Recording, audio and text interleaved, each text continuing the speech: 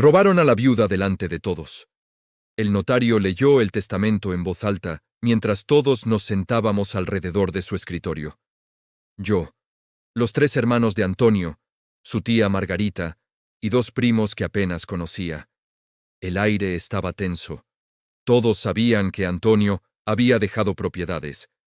Nadie sabía exactamente cuánto o para quién. A mi amada esposa Lucía, leyó el notario, le dejó la casa donde construimos nuestro hogar, el terreno en las afueras de la ciudad, la cuenta de ahorros principal, y mi negocio de construcción con todos sus activos. Podía sentir las miradas, pesadas, resentidas, llenas de cálculos mentales sobre cuánto valía todo eso. Yo mantenía la vista al frente, intentando procesar que Antonio realmente había pensado en mí, que había protegido nuestro futuro incluso sabiendo que su enfermedad lo estaba matando. A mis hermanos, continuó el notario, les dejo mi colección de herramientas profesionales, mi camioneta y recuerdos personales de nuestra infancia que están inventariados en el anexo. Uno de los hermanos, Sergio, se movió inquieto en su silla. Podía ver el enojo formándose en su cara. Los otros 2, Roberto y Manuel, intercambiaron miradas. A mi tía Margarita, la cuenta de inversión es menor, y a mis primos, reconocimientos monetarios de 50,000 pesos a cada uno. El notario terminó de leer, cerró el documento. Nos miró a todos con expresión neutral perfeccionada por años de mediar en familias peleadas por herencias. ¿Alguna pregunta?, ofreció. Sergio se levantó bruscamente. Esto es una burla. Antonio le deja todo a ella, a alguien que estuvo con él solo 10 años. Y nosotros, su sangre, su familia de toda la vida, recibimos migajas. El testamento es claro, respondió el notario, y fue escrito en plena capacidad mental del señor Antonio. Está certificado, es legal. Legal no significa justo, intervino Roberto. Nosotros trabajamos con Antonio, construimos ese negocio con él. Ella solo apareció al final y ahora se queda con todo. Yo estuve con él durante su enfermedad, dije. Mi voz sonó más débil de lo que hubiera querido. Dejé mi trabajo para cuidarlo. Gasté nuestros ahorros en tratamientos. No me casé con él por dinero. Lo amaba. Qué conveniente, dijo Sergio con sarcasmo. Y ahora que está muerto y no puede defenderse, tú tienes todo y nosotros nada. Tienen lo que Antonio decidió darles.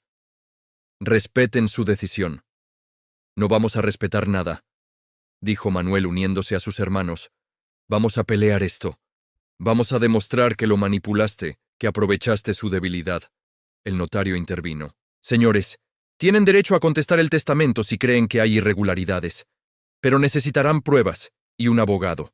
Por ahora, el documento es válido y se procederá según lo estipulado.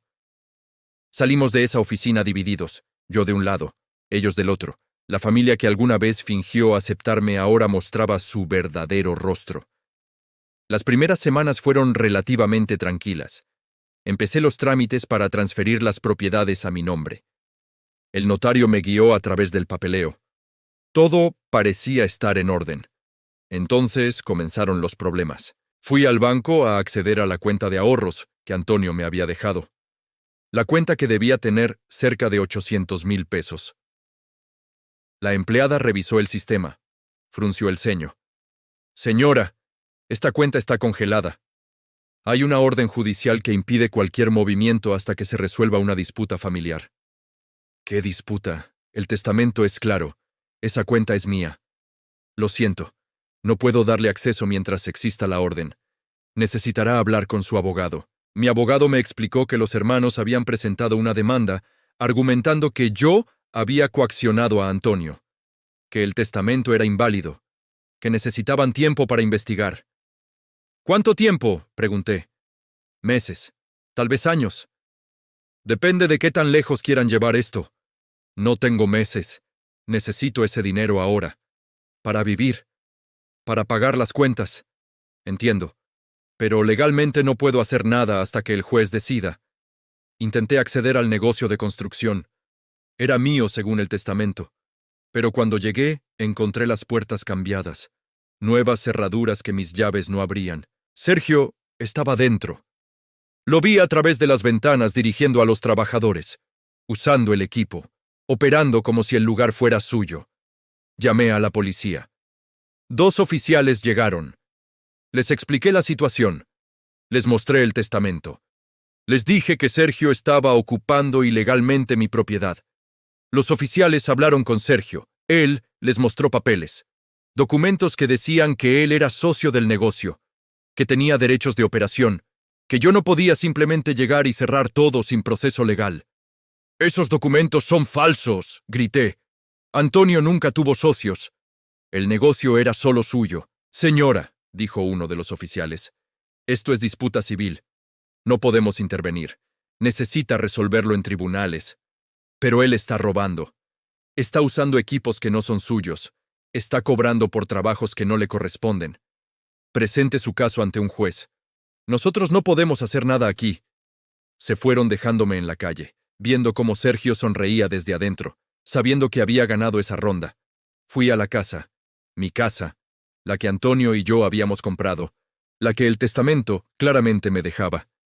Encontré un aviso pegado en la puerta. «Aviso de desalojo pendiente. Por favor, comuníquese con el representante legal». Llamé al número. Era el abogado de los hermanos. «Señora Lucia», dijo con tono profesional pero frío, «estamos procediendo con reclamos sobre todas las propiedades hasta que se determine la validez del testamento. No pueden desalojarme de mi propia casa. Técnicamente no es su casa hasta que el testamento sea validado por el tribunal. Y estamos argumentando que no debería serlo nunca. Esto es acoso. Esto es robo. Esto es procedimiento legal. Si quiere pelear, consiga un mejor abogado que el que tiene». Colgó. Mi abogado, el que había contratado con lo poco que tenía, me explicó que técnicamente podían hacer esto. Podían congelar todo. Podían reclamar todo. Mientras el caso estuviera en tribunales, nada era realmente mío, aunque el testamento lo dijera. Entonces, ¿para qué sirve el testamento?, pregunté. Sirve. Pero no es absoluto hasta que un juez lo valide definitivamente. Y ellos están retrasando ese proceso tanto como pueden. ¿Cuánto tiempo pueden retrasarlo? Años si tienen recursos. Y por lo que veo, están dispuestos a gastar lo que sea necesario. ¿Con qué dinero? Con el dinero del negocio que están operando ilegalmente. Están usando los recursos de Antonio para pelear contra usted. La ironía era cruel. Estaban robándome usando lo mismo que me habían robado para financiar el robo. Pasaron meses. Cada audiencia era posposición. Cada solicitud mía era rechazada. Cada movimiento de ellos era aprobado.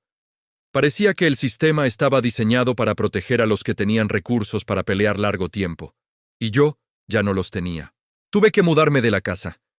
No pude pagar la renta porque no tenía acceso a mis cuentas. Me fui a un cuarto amueblado barato en mala zona de la ciudad. Vendí lo poco que pude sacar de la casa antes del desalojo. Ropa, algunas joyas, electrodomésticos pequeños. El negocio seguía operando. Los hermanos se repartían las ganancias. Compraban equipos nuevos, contrataban más personal, crecían usando lo que Antonio había construido, usando lo que me pertenecía, y yo lavaba platos en un restaurante para sobrevivir. La dueña del restaurante, doña Estela, fue amable conmigo. Me dio trabajo sin preguntar mucho. Me pagaba efectivo cada semana. Me dejaba llevar comida sobrante a casa. Era dignidad mínima, pero dignidad al fin. Una noche, mientras lavaba ollas después del cierre, escuché voces conocidas en el comedor. Risas, celebración. Asomé la cabeza cuidadosamente. Eran ellos, los 3 hermanos, cenando en el restaurante, brindando con vinos caros, celebrando algo. Me escondí en la cocina, temblando, con las manos metidas en agua jabonosa caliente que ya no sentía, escuchando sus voces, sus risas, su felicidad construida sobre mi ruina. Doña Estela entró y me encontró así, llorando silenciosamente sobre el fregadero. «¿Qué pasa, hija?», preguntó.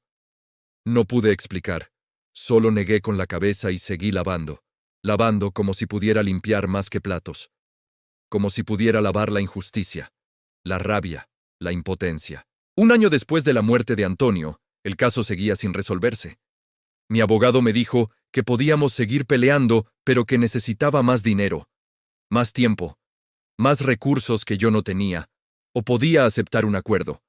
Los hermanos ofrecían devolverme la casa si yo renunciaba a todo lo demás. El negocio, las cuentas, el terreno, todo menos la casa. Es terrible oferta, dijo mi abogado, pero es algo, y francamente, no sé si podamos ganar si esto va a juicio. Ellos tienen recursos ilimitados, nosotros no. Antonio quería que yo tuviera todo, dije. Peleó su enfermedad pensando que me estaba protegiendo, y yo voy a traicionar eso aceptando migajas. A veces aceptar menos es mejor que perder todo. Y si esto sigue, eventualmente vas a perder hasta la casa. Van a encontrar alguna manera. Algún tecnicismo, algún juez que falle a su favor. Tenía razón, lo sabía, pero aceptar se sentía como rendirme, como decir que Antonio murió por nada, que su testamento no valió nada, que el amor no protege contra la avaricia. Pasé una semana considerándolo. Una semana mirando el cuarto donde vivía, las paredes manchadas, el colchón hundido, la ventana que no cerraba bien. Una semana calculando cuánto más podía aguantar así. Acepté el acuerdo. Firmé papeles donde renunciaba a todo excepto la casa.